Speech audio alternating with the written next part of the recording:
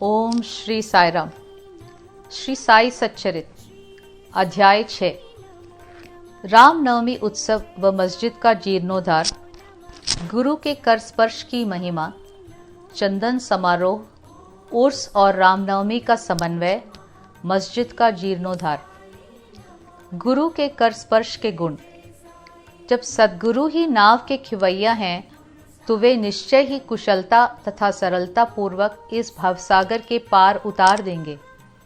सद्गुरु शब्द का उच्चारण करते ही मुझे श्री साई की स्मृति आ रही है।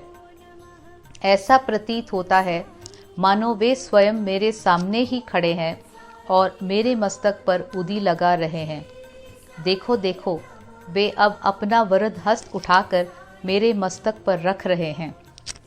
अब मेरा हृदय आनंद से भर गया है, मेरे नेत्रों से प्रेमाश्रु बह रहे हैं। सद्गुरु के कर स्पर्श की शक्ति महान आश्चर्यजनक है। लिंग यानी सूक्ष्म शरीर जो संसार को भस्म करने वाली अग्नि से भी नष्ट नहीं होता है, वो केवल गुरु के कर स्पर्श से ही पल भर में नष्ट हो जाता है। अनेक जन्मों के समस्त पाप नष्ट हो जाते हैं। ऐसे व्यक्ति जिन्हें धार्मिक और ईश्वरीय प्रसंगों में पूर्ण अरुचि है, उनके भी मन स्थिर हो जाते हैं। श्री साई बाबा के मनोहर रूप के दर्शन कर कंठ प्रफुल्लता से रूंग जाता है, आंखों से अश्रुधारा प्रवाहित होने लगती है और जब हृदय भावनाओं से भर जाता है तब सोहम भाव की जागृति होकर आत्मानुभव के आनंद का आभास होने लगता है। मैं और तू का भेद यानी द्वैत भाव नष्ट हो जाता है और तत्क्षण ही ब्रह्म के साथ अभिन्नता प्राप्त हो जाती है। जब मैं धार्मिक ग्रंथों का पठन करता हूँ तो क्षण क्षण में सद्गुरु की स्मृति ही आती है। बाबा राम या कृष्ण का रूप धारण कर मेरे सामने खड़े हो जाते हैं और स्वयं अपनी जीवन कथा मुझे सुनाने लगते हैं। अर्थात जब मैं भागवत का श्रवण करता हूँ तब बाबा श्री कृष्ण का स्वरूप धारण कर लेते हैं और तब मुझे ऐसा प्रतीत होने लगता है कि वे ही भागवत या भक्तों के कल्याणार्थ उद्धव गीता सुना रहे हैं। जब कभी भी मैं किसी से वार्तालाप किया करता हूँ तो मैं बाबा की कथाओं को ध्यान में लाता हूँ, जिससे उनका उपयुक्त अर्थ समझाने में सफल हो सकूं।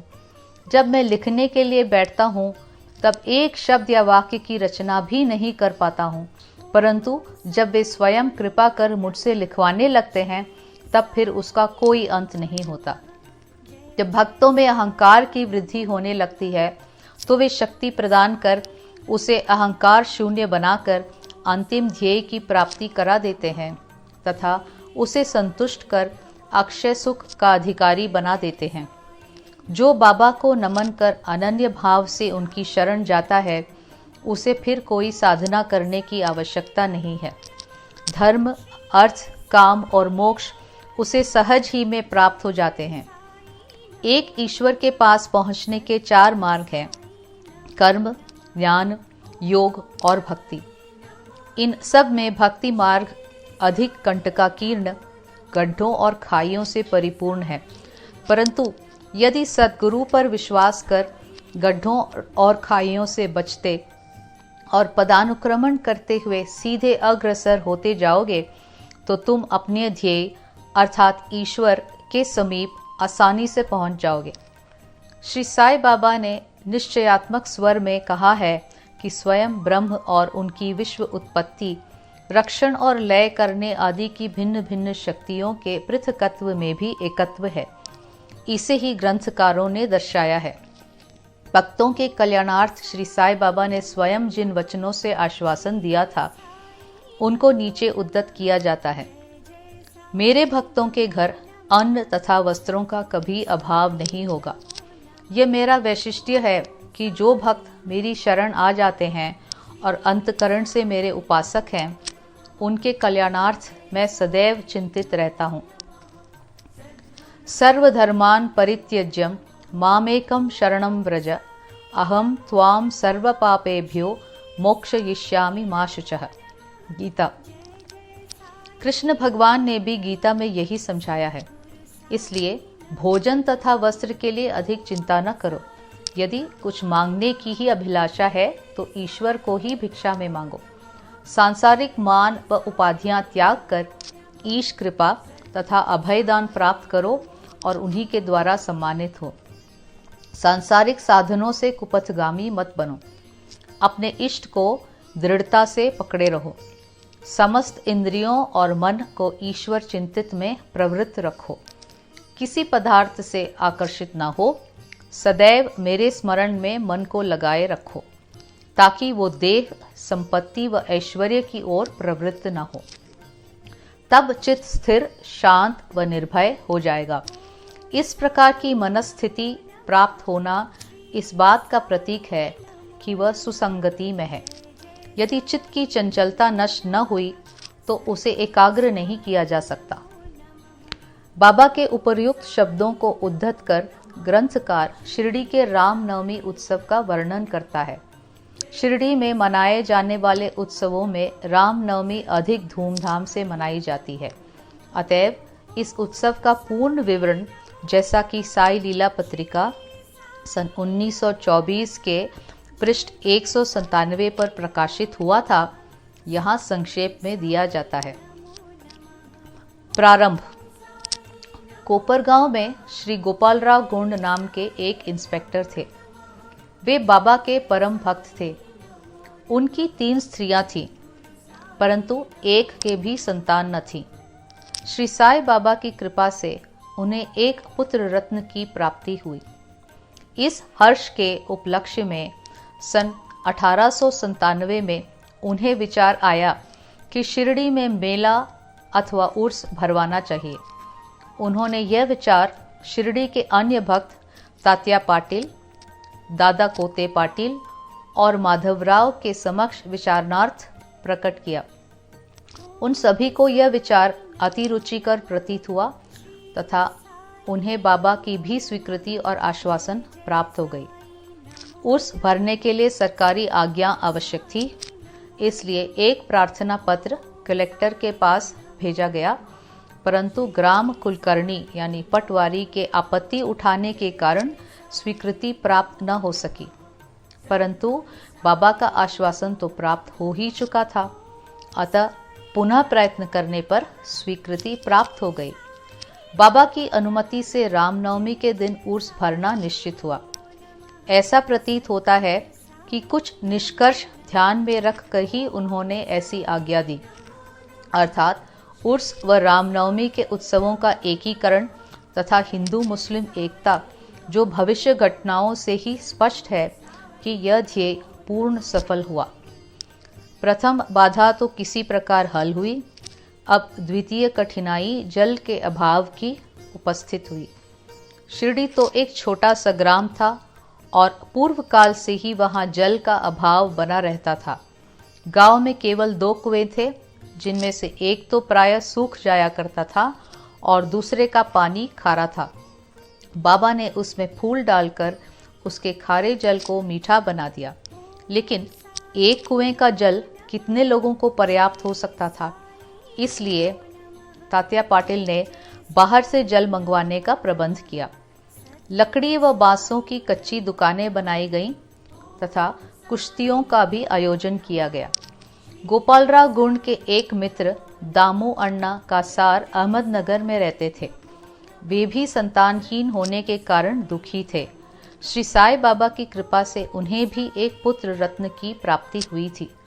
श्री गुंड ने उनसे एक ध्वज देने को कहा। एक ध्वज जागीरदार श्री नाना साहेब निमोणकर ने भी दिया।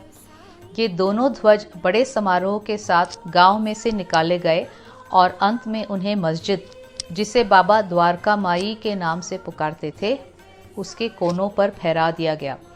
यह कार्यक्रम अभी भी पूर्ववत ही चल रहा है। चंदन समारोह। इस मेले में एक अन्य कार्यक्रम का भी श्री गणेश हुआ, जो चंदनोत्सव के नाम से प्रसिद्ध है। यह कोरहल के एक मुस्लिम भक्त श्री अमीर शक्कर दलाल के मस्तिष्क की सूझ थी। प्रायः इस प्रकार का उत्सव सिद्ध मुस्लिम भक्त संतों के सम्मान में ही किया जाता है। बहुत सा चंदन घिसकर और बहुत सी चंदन धूप थालियों में भरी जाती है तथा लोबान जलाते हैं और अंत में उन्हें मस्जिद में पहुंचाकर जुलूस समाप्त हो जाता है। थालियों का चंदन और धूप नीम पर और मस्जिद की दीवारों पर डाल दिया जाता है। इस उत्सव का प्रबंध प्रथम 3 वर्षों तक श्री अमीर शक्कर ने किया और उनके पश्चात उनकी धर्मपत्नी ने किया। इस प्रकार हिंदुओं द्वारा ध्वज व मुसलमानों के द्वारा चंदन का जुलूस एक साथ चलने लगा और अभी तक उसी तरह चल रहा है। प्रबंध। रामनवमी का दिन श्री साईं बाबा के भक्तों को अत्यंत ही प्रिय और पवित्र है। कार्य करने के लिए बहुत से स्वयं सेवक तैयार हो जाते थे और वे मेले के प्रबंध में सक्रिय भाग लेते थे। बाहर के समस्त कार्यों का भार तात्या पाटिल और भीतर के कार्यों को श्री साईं बाबा की एक परम भक्त महिला राधा कृष्ण माई संभालती थी। इस अवसर पर उनका निवास स्थान अतिथियों से परिपूर्ण रहता और उन्हें सब लोगों की आवश्यकताओं का भी ध्यान रखना पड़ता था। साथ ही वे मेले की समस्त आवश्यक वस्तुओं का भी प्रबंध करती थीं। दूसरा कार्य जो वे स्वयं खुशी से किया करती वो था मस्जिद की सफाई करना, चूना पोतना आदि। मस्जिद की फर्श तथा दीवारें निरंतर धूनी जलने के कारण काली पड़ गई थी। जब रात्रि को बाबा चावड़ी में विश्राम करने चले जाते तब वे यह कार्य कर लिया करती थीं। समस्त वस्तुएं धूनी सहित बाहर निकालनी पड़ती थीं और सफाई व पुताई हो जाने के पश्चात वे पूर्ववत सजा दी जाती थी। बाबा का अत्यंत प्रिय कार्य गरीबों को भोजन कराना भी इस कार्यक्रम का एक अंग था। इस कार्य के लिए बृहद भोज का आयोजन किया जाता था और अनेक प्रकार की मिठाइयाँ बनाई जाती थीं। ये सब कार्य राधा कृष्ण माई के निवास स्थान पर ही होता था। बहुत से धनाढ्य व श्रीमंत भक्त इस कार्य में आर्थिक सहायता पहुंचाते थे। उर्स का रामनवमी के त्योहार में समन्वय। सब कार्यक्रम इसी तरह उत्तम प्रकार से चलता रहा और मेले का महत्व शनय शनय बढ़ता ही गया। सन 1911 में एक परिवर्तन हुआ। एक भक्त कृष्णराव जोगेश्वर भीष्म यानी श्री साई सगुणोपासना के लेखक अमरावती के दादा साहेब खापर्डे के साथ मेले के एक दिन पूर्व शिरडी के दीक्षित वाड़े में ठहरे। जब वे दलान में लेटे हुए विश्राम कर रहे थे तब उन्हें एक कल्पना सूझी। इसी समय श्री लक्ष्मणराव उपनाम काका महाजनी पूजन सामग्री लेकर मस्जिद की ओर जा रहे थे। उन दोनों में विचार विनिमय होने लगा और उन्होंने सोचा कि शिरडी में उर्स व मेला ठीक रामनवमी के दिन ही भरता है। इसमें अवश्य ही कोई गूढ़ रहस्य निहित है। रामनवमी का दिन हिंदुओं को बहुत ही प्रिय है। कितना अच्छा हो यदि रामनवमी उत्सव अर्थात श्री राम का जन्म दिवस का भी श्री गणेश कर दिया जाए। काका महाजनी को यह विचार रुचिकर प्रतीत हुआ। अब मुख्य कठिनाई हरिदास के मिलने की थी जो इस शुभ अवसर पर कीर्तन व ईश्वर गुणानुवाद कर सकें, परंतु भीष्म ने इस समस्या को हल कर दिया। उन्होंने कहा कि मेरा स्वरचित राम आख्यान जिसमें राम जन्म का वर्णन है तैयार हो चुका है। मैं उसका ही कीर्तन करूंगा और तुम हारमोनियम पर साथ करना तथा राधा कृष्ण माई सूंठ वड़ा यानी सोंठ का शक्कर मिश्रित चूर्ण तैयार कर देंगी। तब वे दोनों शीघ्र ही बाबा की स्वीकृति प्राप्त करने हेतु मस्जिद को गए। बाबा तो अंतर्यामी थे, उन्हें तो सब ज्ञान था कि वाड़े में क्या क्या हो रहा है। बाबा ने महाजनी से प्रश्न किया कि वहाँ क्या चल रहा था। इस आकस्मिक प्रश्न से महाजनी घबरा गए और बाबा के शब्दों का अभिप्राय न समझ सकने के कारण वे स्तब्ध होकर खड़े रह गए। तब बाबा ने भीष्म से पूछा कि क्या बात है। भीष्म ने रामनवमी उत्सव मनाने का विचार बाबा के समक्ष प्रस्तुत किया तथा स्वीकृति देने की प्रार्थना की। बाबा ने भी सहर्ष अनुमति दे दी। सभी भक्त हर्षित हुए और राम जन्मोत्सव मनाने की तैयारियां करने लगे। दूसरे दिन रंग बिरंगी झंडियों से मस्जिद सजा दी गई।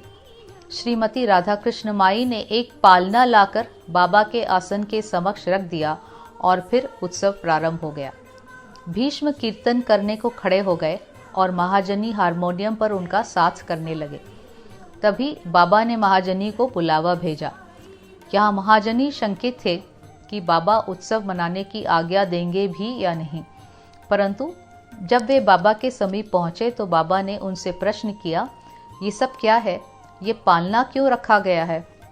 महाजनी ने बतलाया कि रामनवमी का कार्यक्रम प्रारंभ हो गया है और इसी कारण यह पालना यहाँ रखा गया है।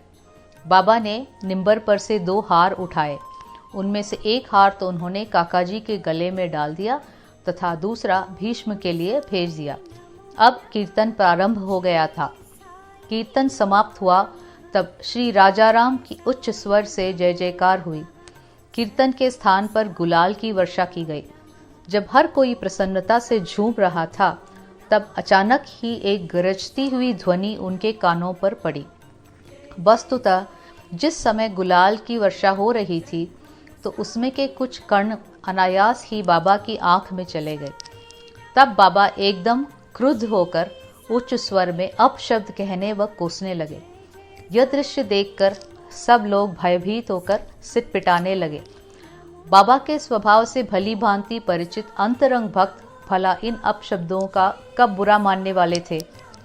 बाबा के इन शब्दों तथा वाक्यों को उन्होंने आशीर्वाद समझा।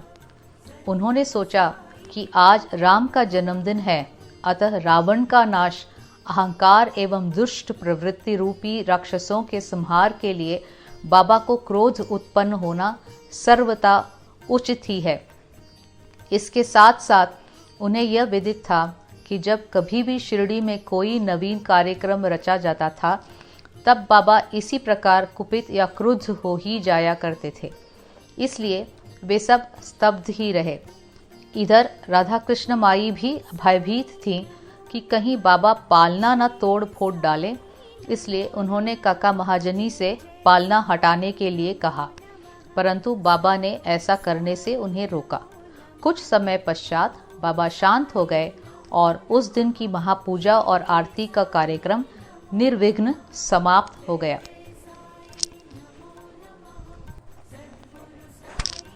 उसके बाद काका महाजनी ने बाबा से पालना उतारने की अनुमति मांगी, परंतु बाबा ने अस्वीकृत करते हुए कहा कि अभी उत्सव संपूर्ण नहीं हुआ है। अगले दिन गोपाल काला उत्सव मनाया गया, जिसके पश्चात बाबा ने पालना उतारने की आज्ञा दे दी। उत्सव में दही मिश्रित पोहा एक मिट्टी के बर्तन में लटका दिया जाता है और कीर्तन समाप्त होने पर वो बर्तन फोड़ दिया जाता है और प्रसाद के रूप में वह पोहा सबको वितरित कर दिया जाता है, जिस प्रकार की श्री कृष्ण ने ग्वालों के साथ किया था। रामनवमी उत्सव इसी तरह दिन भर चलता रहा। दिन के समय 2 ध्वजों का जुलूस और रात्रि के समय चंदन का जुलूस बड़ी धूमधाम और समारोह के साथ निकाला गया। इस समय के पश्चात ही उर्स रामनवमी के उत्सव में परिवर्तित हो गया। अगले वर्ष यानी सन 1912 से रामनवमी के कार्यक्रमों की सूची में वृद्धि होने लगी। श्रीमती राधा कृष्ण माई ने चैत्र की प्रतिपदा से नाम सप्ताह प्रारंभ कर दिया। लगातार दिन रात 7 दिन तक भगवत नाम लेना नाम सप्ताह कहलाता है। सब भक्त इसमें बारी बारी से भाग लेते थे। वे भी प्रातःकाल सम्मिलित हो जाया करती थीं। देश के सभी भागों में रामनवमी का उत्सव मनाया जाता है, इसलिए अगले वर्ष हरिदास के मिलने की कठिनाई पुनः उपस्थित हुई, परंतु उत्सव के पूर्व ही यह समस्या हल हो गई। 5-6 दिन पूर्व श्री महाजनी की बाला बुआ से अकस्मात भेंट हो गई। बुआ साहेब आधुनिक तुक्काराम के नाम से प्रसिद्ध थे और इस वर्ष कीर्तन का कार्य उन्हें ही सौंपा गया। अगले वर्ष सन 1913 में श्री हरिदास यानी सातारा जिले के बालाबुआ सातारकर बृहद सिद्ध कवटे ग्राम में प्लेग का प्रकोप होने के कारण अपने गांव में हरिदास का कार्य नहीं कर सकते थे। इस वर्ष वे शिरडी में आए। काका साहेब दीक्षित ने उनके कीर्तन के लिए बाबा से अनुमति प्राप्त की। बाबा ने भी उन्हें यथेष्ट पुरस्कार दिया। सन 1914 से हरिदास की कठिनाई बाबा ने सदैव के लिए हल कर दी। उन्होंने यह कार्य स्थायी रूप से दासगणु महाराज को सौंप दिया। तब से वे इस कार्य को उत्तम रीति से सफलता और विद्वत्ता पूर्वक पूर्ण लगन से निभाते रहे। सन 1912 से उत्सव के अवसर पर लोगों की संख्या में उत्तरोत्तर वृद्धि होने लगी। चैत्र शुक्ल अष्टमी से द्वादशी तक शिरडी में लोगों की संख्या में इतनी अधिक वृद्धि हो जाया करती थी मानो मधुमक्खी का छत्ता ही लगा हो। दुकानों की संख्या में बढ़ती हो गई। प्रसिद्ध पहलवानों की कुश्तियां होने लगी। गरीबों को बृहद स्तर पर भोजन कराया जाने लगा। राधा कृष्ण माई के घोर परिश्रम के फल स्वरूप शिरडी को संस्थान का रूप मिला। संपत्ति भी दिन प्रतिदिन बढ़ने लगी। एक सुंदर घोड़ा, पालकी, रथ और चांदी के अन्य पदार्थ, बर्तन, पात्र, शीशे इत्यादि भक्तों ने उपहार में भेंट किए। उत्सव के अवसर पर हाथी भी बुलाया जाता था। यद्यपि संपत्ति बहुत बड़ी, परंतु बाबा उन सब से सदा निरपेक्ष ही रहते थे। वे सदैव उसे उपेक्षा की दृष्टि से देखते और सदैव की भांति ही साधारण वेशभूषा धारण करते थे। यह ध्यान देने योग्य है कि जुलूस तथा उत्सव में हिंदू और मुसलमान दोनों ही साथ साथ कार्य करते थे, परंतु आज तक न उनमें कोई विवाद हुआ और न कोई मतभेद ही। पहले पहल तो लोगों की संख्या 5000 से 7000 के लगभग ही होती थी, परंतु किसी किसी वर्ष तो यह संख्या 75,000 तक पहुंच जाती थी। फिर भी न कभी कोई बीमारी फैली और न कोई दंगा ही हुआ। मस्जिद का जीर्णोद्धार। जिस प्रकार उर्स या मेला भराने का विचार प्रथमतः श्री गोपाल गुंड को आया था, उसी प्रकार मस्जिद के जीर्णोद्धार का विचार भी प्रथमतः उन्हें ही आया। उन्होंने इस कार्य के निमित्त पत्थर एकत्रित कर उन्हें वर्गाकार करवाया, परंतु इस कार्य का श्रेय उन्हें प्राप्त नहीं होना था। वह सुयश तो नाना साहेब चांदोरकर के लिए ही सुरक्षित था और फर्श का कार्य काका साहेब दीक्षित के लिए। प्रारंभ में बाबा ने इन कार्यों के लिए स्वीकृति नहीं दी, परंतु स्थानीय भक्त मालसापति के आग्रह करने से बाबा की स्वीकृति प्राप्त हो गई और एक रात में ही मस्जिद का पूरा फर्श बन गया। अभी तक बाबा एक टाट के ही टुकड़े पर बैठते थे। अब उस टाट के टुकड़े को वहां से हटाकर उसके स्थान पर एक छोटी सी गादी बिछा दी गई। सन 1911 में सभा मंडप भी घोर परिश्रम के उपरांत ठीक हो गया। मस्जिद का आंगन बहुत छोटा तथा असुविधाजनक था। काका साहेब दीक्षित आंगन को बढ़ाकर उसके ऊपर छप्पर बनाना चाहते थे। यथेष्ट द्रव्य राशि व्यय कर उन्होंने लोहे के खंभे, बल्लियां व कैंचियां मोल ली और कार्य भी प्रारंभ हो गया। दिन रात परिश्रम कर भक्तों ने लोहे के खंभे जमीन में गाड़े। जब दूसरे दिन बाबा चावड़ी से लौटे, उन्होंने उन खंभों को उखाड़ कर फेंक दिया और अति क्रोधित हो गए। वे एक हाथ से खंभा पकड़कर उसे उखाड़ने लगे और दूसरे हाथ से उन्होंने तात्या का साफा उतार लिया और उसमें आग लगाकर गड्ढे में फेंक दिया। बाबा के नेत्र जलते हुए अंगारे के सदृश लाल हो गए। किसी को भी उनकी ओर आंख उठाकर देखने का साहस नहीं होता था। सभी बुरी तरह भयभीत होकर विचलित होने लगे कि अब क्या होगा। भागोजी सिंधे, बाबा के एक कोढ़ी भक्त, कुछ साहस कर आगे बढ़े, पर बाबा ने उन्हें धक्का देकर पीछे धकेल दिया। माधवराव की भी वही गति हुई।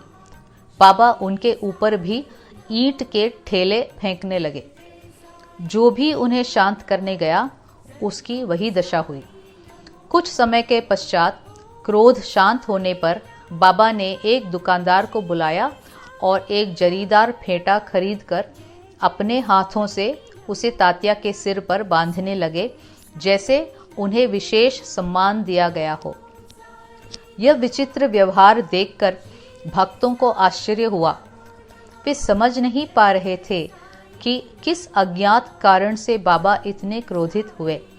उन्होंने तात्या को क्यों पीटा और तत्क्षण ही उनका क्रोध क्यों शांत हो गया। बाबा कभी कभी अति गंभीर तथा शांत मुद्रा में रहते थे और बड़े प्रेम पूर्वक वार्तालाप किया करते थे, परंतु अनायास ही बिना किसी गोचर कारण के वे क्रोधित हो जाया करते थे। ऐसी अनेक घटनाएं देखने में आ चुकी हैं, परंतु मैं इसका निर्णय नहीं कर सकता कि उनमें से कौन सी लिखूं और कौन सी छोड़ूं।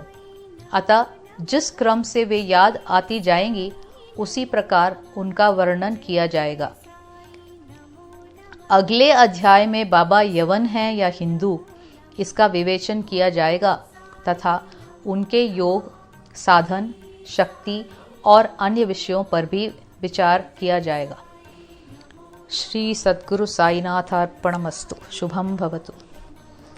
समस्त लोका सुखिनो भवन्तु। समस्त लोका सुखिनो भवन्तु। समस्त लोका सुखिनो भवन्तु। ओम शांति शांति शांति।